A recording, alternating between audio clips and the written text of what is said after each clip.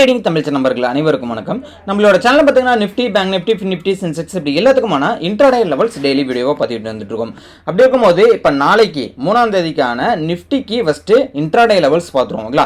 நிஃப்டியோட நாளைக்கு major support அப்படின்னு பார்க்கும்போது 24,515 ஓகேங்களா. ஸோ இந்த 24,515ன்றது நாளைக்கு என்னவாக இருக்கும்னா மேஜராக இருக்கக்கூடிய சப்போர்ட் ரேஞ்சாக இருக்கும் ஓகேங்களா. ஸோ இந்த 24,515 அந்த லெவலை ஒன்ஸ் கீழே, அதாவது சப்போர்ட்ன்றனால அந்த சப்போர்ட்டை எப்பெல்லாம் பிரேக் அவுட் பண்ணுதோ டவுன் சைடு பாசிபிள் இருக்கிறதுக்கான வாய்ப்புகள் இருக்கு ஓகேங்களா. ஸோ அதாவது 24,515ன்ற லெவலை சப்போர்ட் லெவலை எப்போ பிரேக் அவுட் பண்ணுதோ அப்போ டவுன் சைடு பாசிபிள் இருக்கு. ஓகே, டவுன் சைடு போனுச்சுன்னா ஃபர்ஸ்ட் சப்போர்ட்டை பொறுத்தளவுக்கு 24,723 அப்படின்றது அடுத்த சப்போர்ட்டாக ஆக்ட் ஆகும். அதாவது 24,515 பிரேக் அவுட் பண்ணி கீழே வருது அப்படின்னா ஓகேங்களா. ஸோ நெக்ஸ்ட் பார்த்தீங்க அப்படின்னா 24,515 பிரேக் அவுட் பண்ணிச்சுன்னா அடுத்தது 24,435ன்றது ஃபர்ஸ்ட் சப்போர்ட்டாக இருக்கும். நான் இதில் சேஞ்ச் பண்ணி போட்டுட்டேன் ஓகேங்களா. ஸோ செகண்ட் சப்போர்ட்டை பொறுத்தளவுக்கு 24,351ன்றது அடுத்த சப்போர்ட்டாக இருக்கும். ஸோ தேர்ட் சப்போர்ட்டை பொறுத்தளவுக்கு 24,307ன்றது அடுத்த சப்போர்ட்டாக இருக்கும் ஓகேங்களா. ஸோ ஏன்னா அந்த சப்போர்ட்டை பிரேக் அவுட் பண்ண அடுத்தடுத்த லெவல் கம்மி பண்ணிக்கிட்டே போகும். ஸோ ஓகேங்களா. ஸோ இதனால் இதில் கொஞ்சம் சேஞ்ச் பண்ணி போட்டுட்டேன். ஸோ நெக்ஸ்ட் டைம் நான் மாற்றி போட்டுப்போம் ஓகேங்களா. அதே மாதிரி இப்போ மேக்ஸிமம் பார்த்தீங்கன்னா மேஜர் ரெசிஸ்டன்ட் அப்படின்னு பார்க்கும்போது நாளைக்கு 24,643 அப்படின்றது நாளைக்கு மேஜராக இருக்கக்கூடிய ரெசிஸ்டன்ட் ரேஞ்சாக இருக்கும். ஒன்ஸ் இந்த ரெசிஸ்டன்ட்டை பிரேக் அவுட் பண்ணுச்சுன்னா 24,723ன்றது ஃபர்ஸ்ட் ரெசிஸ்டன்ட் ஓகேங்களா. ஸோ செகண்ட் ரெசிஸ்டன்ட் பார்க்கும்போது 24,807ன்றது செகண்ட் ரெசிஸ்டன்ட். தேர்ட் ரெசிஸ்டண்ட்டை பொறுத்தளவுக்கு பார்த்தீங்க அப்படின்னா 24,852ன்றது அடுத்த ரெசிஸ்டண்ட்டாக இருக்கும் ஓகேங்களா. ஸோ இந்த லெவல்ஸ் எல்லாமே நிஃப்டிக்கு up side and down side போகுது அப்படின்னா ஆக்ட் ஆகக்கூடிய சப்போர்ட் அண்ட் ரெசிஸ்டன் இதெல்லாம் ஓகேங்களா. ஸோ இதெல்லாம் நோட் பண்ணி வச்சிங்க. கண்டிப்பாக நாளைக்கு உங்களுக்கு இந்த லெவல்ஸ்லாம் ஒர்க் அவுட் ஆகிறதுக்கான பாசிபிலிட்டிஸ் இருக்குது ஓகேங்களா. ஸோ நிஃப்டியோட எக்ஸ்பீரி பார்த்தீங்க அப்படின்னா வியாழக்கிழமையிலேருந்து செவ்வாய்க்கிழமை மாற்றிட்டாங்க. செவ்வாய்க்கிழமை இருந்த சென்செக்ஸோட எக்ஸ்பீரியை வியாழக்கிழமை மாற்றிட்டாங்க ஓகேங்களா. ஸோ அது இன்னையிலேருந்து நடைமுறைக்கு வந்துடுச்சு. ஓகே, இப்போ மேக்ஸிமம் மேஜர் ரெசிஸ்டண்ட்டை பிரேக் அவுட் பண்ணிச்சு அப்படின்னா அப் சைடு போகும், மேஜர் சப்போர்ட்டை பிரேக் அவுட் பண்ணிச்சுன்னா டவுன் சைடு போகும். இப்போ மார்க்கெட் கன்சால்டேஷன் சைட்வேஸ்க்குள்ளே இருக்க போகுது அப்படின்னா எதுலேருந்து எது வரலையும் அப்படின்னு பார்த்தீங்கன்னா 24,643ன்ற மேஜராக இருக்கக்கூடிய ரெசிஸ்டன்ட் ரேஞ்சு ஓகேங்களா. ஸோ மேஜராக இருக்கக்கூடிய இந்த ரெசிஸ்டன்ட் ரேஞ்சுக்கும் மேஜராக இருக்கக்கூடிய சப்போர்ட்டான 24,515க்கும் இன்பிட்வீன்ல, அதாவது மார்க்கெட்டு மேஜராக இருக்கக்கூடிய ரெசிஸ்டன்ட்டுக்கும் அடுத்தது மேஜராக இருக்கக்கூடிய சப்போர்ட்டுக்கும் இன்பிட்வீனில் மார்க்கெட்டு ட்ரேட் ஆகிற பட்சத்தில் சைட்வேஸ்க்குள்ளே தான் இருக்கிறதுக்கான பாசிபிலிட்டிஸ் இருக்குது. ஸோ இதனால தான் நம்ம இந்த இடத்துல ட்ரேட் ஆகிற போது இதில் நம்ம ட்ரேட் எடுக்கக்கூடாது. அது இன்ட்ராடே லெவல்ஸ் அவாய்ட் பண்ணிக்கணும்ன்றது நம்ம ஆல்ரெடி சொல்லியிருப்போம் ஓகேங்களா. இது வரலையும் நம்ம நிஃப்டிக்கு பார்த்துருந்தோம். நெக்ஸ்ட் பார்த்தீங்கன்னா பேங்க் நிஃப்டியோட இண்டெக்ஸ் பார்ப்போம்.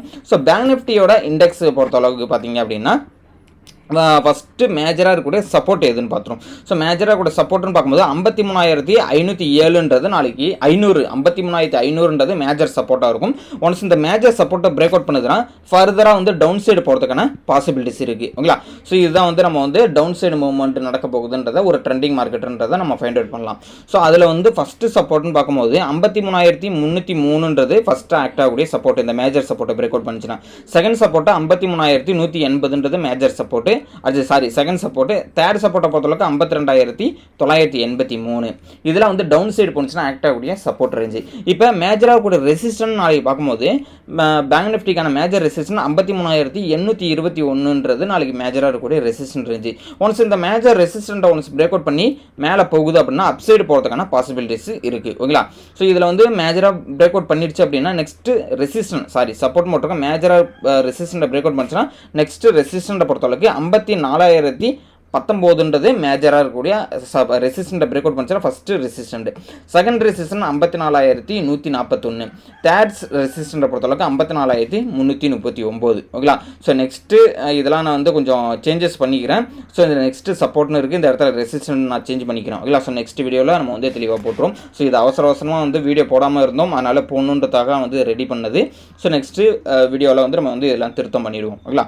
சரி, ஓகே, இது இது வந்து நம்மளுக்கு வந்து அடுத்தது வந்து அப்சைடு போகிறதுக்கான ரெசிஸ்டன்ட் ரேஞ்சு. இப்போ மேஜராக இருக்கக்கூடிய ரெசிஸ்டன்ட்டுக்கும் மேஜராக இருக்கக்கூடிய சப்போர்ட்டுக்கும் இன்பிட்வீனில் மார்க்கெட் ட்ரேட் ஆகிற பட்சத்தில் நோ ட்ரேடிங் ஏரியான்னு நம்ம சொல்லுவோம். ஸோ அதுதான் வந்து இதில் போட்டிருக்கேன். 53,821க்கும் 53,500க்கும் இன்பிட்வீனில் மார்க்கெட் ட்ரேட் ஆகிற பட்சத்தில் மார்க்கெட் சைட்வேஸ் மூவ்மெண்ட்டில் தான் இருக்கும். இது வந்து பேங்க் நிஃப்டிக்கு ஃபைனலாக பார்த்தீங்கன்னா ஃபின் நிஃப்டிக்கு பார்த்துருவோம். ஸோ ஃபின் நிஃப்டியை பொறுத்த அளவுக்கு பார்த்தீங்க அப்படின்னா மேஜராக இருக்கக்கூடிய சப்போர்ட் அப்படின்னு பார்க்கும்போது நாளைக்கு 25,490. இது வந்து இதை பிரேக் அவுட் பண்ணி கீழே போகுது அப்படின்னா டவுன் சைடு மூவ்மெண்ட் வந்து நடக்கிறதுக்கான பாசிபிலிட்டிஸ் இருக்குது. அதை பிரேக் அவுட் பண்ணுது அப்படின்னா ஃபர்தராக வந்து நம்மளுக்கு வந்து டவுன் சைடு போகுதுன்னா ஆக்ட் ஆகக்கூடிய சப்போர்ட் ரேஞ்சை பொறுத்தளவுக்கு 25,388 first support, second support 25,325 second support, third support 25,223 third support. இதெல்லாம் வந்து டவுன் சைடு போகுதுன்னா ஆக்ட் ஆகக்கூடிய சப்போர்ட் ரேஞ்சு. இப்போ மேஜராக இருக்கக்கூடிய ரெசிஸ்டன்ட் பார்க்கும்போது 25,655 மேஜராக இருக்கக்கூடிய ரெசிஸ்டன்ட். இந்த மேஜர் ரெசிஸ்டண்ட்டை ஒன்ஸ் அப்சைடு ப்ரோக் அவுட் பண்ணிடுச்சு, அதை பிரேக் அவுட் பண்ணி மேலே போகுது இந்த லெவல் அப்படின்னா அப்சைடு போகிறதுக்கான பாசிபிலிட்டிஸ் இருக்குது ட்ரெண்டிங் மார்க்கெட்டாக. இல்லை சார் அதை போகும்போது ஃபஸ்ட்டு ரெசிஸ்டன்ட் பார்க்கும்போது 25,757, செகண்ட் ரெசிஸ்டன் 25,819, தேர்ட் ரெசிஸ்டன் 25,921. இதெல்லாம் அப்சைடு போகுது அப்படின்னா ஆக்ட் ஆகக்கூடிய ரெசிஸ்டன்ட் ரேஞ்சு.